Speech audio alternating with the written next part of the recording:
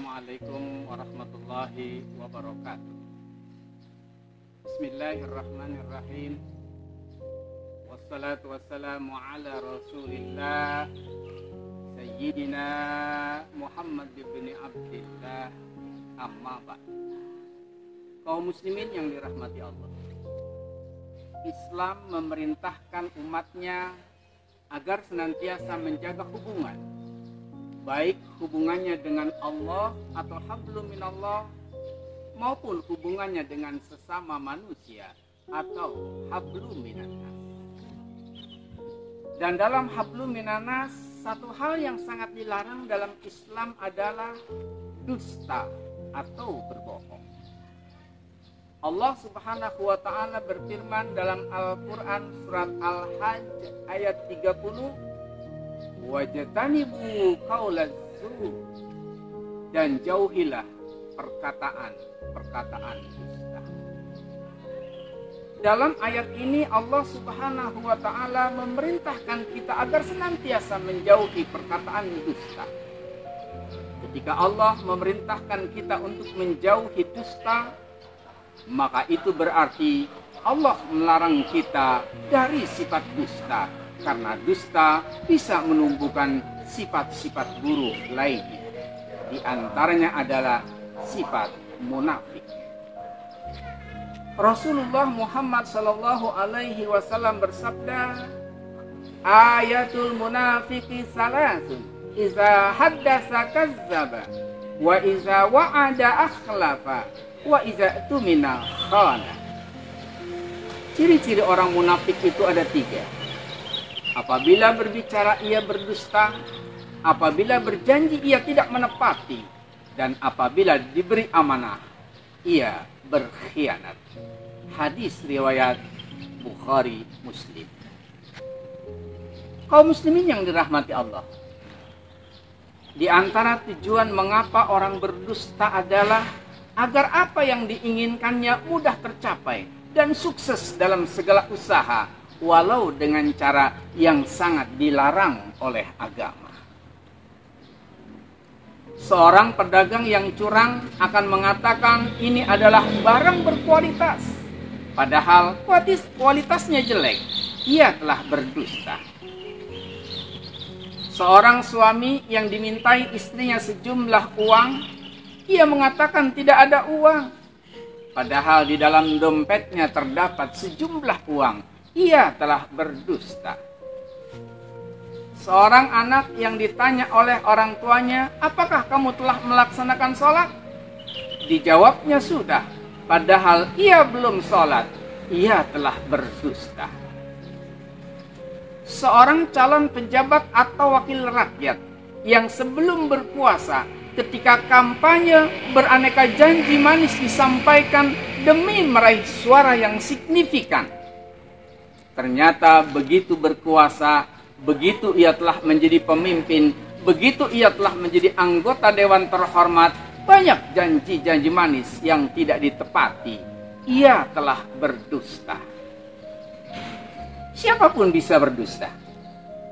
Dari rakyat biasa sampai pejabat negara, dari anak kecil sampai orang dewasa, dari orang miskin sampai orang kaya, dari orang bodoh hingga cerdik cendekia.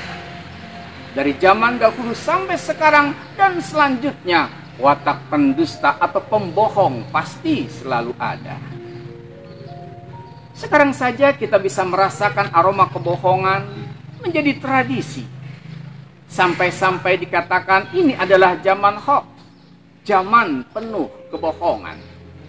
Sehingga sulit sekali kita dapatkan orang-orang benar dan jujur, transparan, dan dapat dipercaya. Dengan melihat fakta yang ada bahwa kedustaan atau kebohongan itu akan selalu ada dari zaman ke zaman, Allah mengancam dengan keras bagi pelakunya pada hari kiamat. Ini semua sebagai upaya agar semua manusia meninggalkan kebohongan. Allah berfirman dalam Al-Quran surat An-Nahl ayat 105. Allah berfirman, innama yaqtaril kazibal ladina la yu'minuna bi ayatillah wa ulaika humul kazibun. Sesungguhnya yang mengada-adakan kebohongan hanyalah orang-orang yang tidak beriman kepada ayat-ayat Allah, dan mereka itulah para pembohong.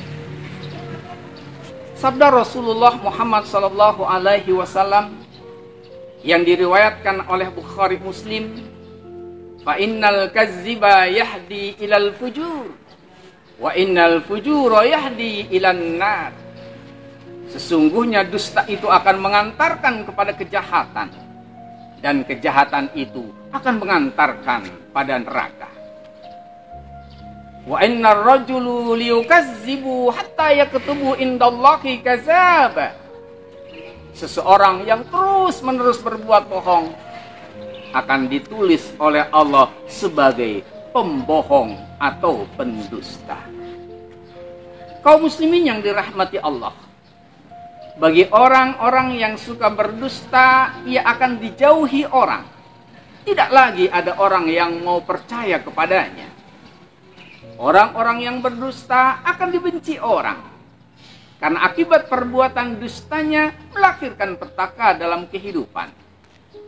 Orang-orang yang berdusta menimbulkan kekacauan dan bahkan merusak hubungan antar manusia. Kerjasama berantakan dan memupuskan harapan. Orang-orang yang berdusta akan menutupi dustanya itu dengan kedustaan pula. Dan yang paling dahsyat bagi para pendusta di akhirat nanti akan berada di dasar neraka yang paling dalam atau di dasar neraka yang paling bawah. Sebagaimana firman Allah dalam Al-Quran surat An-Nisa ayat 145, innal munafiqina fid darkil asfali minan nar walan tajida lahum nasyira. Sesungguhnya orang-orang munafik itu ditempatkan pada tingkatan yang paling bawah dari neraka, dan kamu sekali-kali tidak akan mendapat seorang penolong bagi mereka.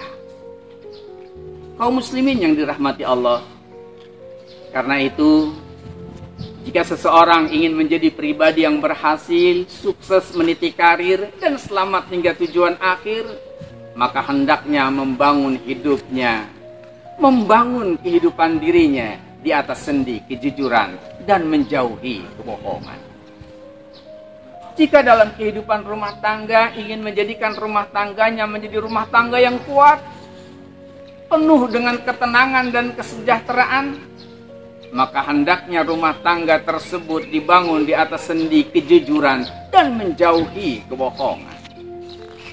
Demikian pula, apabila sebuah bangsa ini akan menjadi bangsa yang besar, berwibawa dan disegani, maka bangsa itu harus berani membangun dirinya berdasarkan asas kejujuran, dan harus berani meninggalkan bohong dan meninggalkan para pendusta betapapun beratnya. Wallahul muwafiq ila aqwamit thoriq. Wassalamualaikum warahmatullahi wabarakatuh.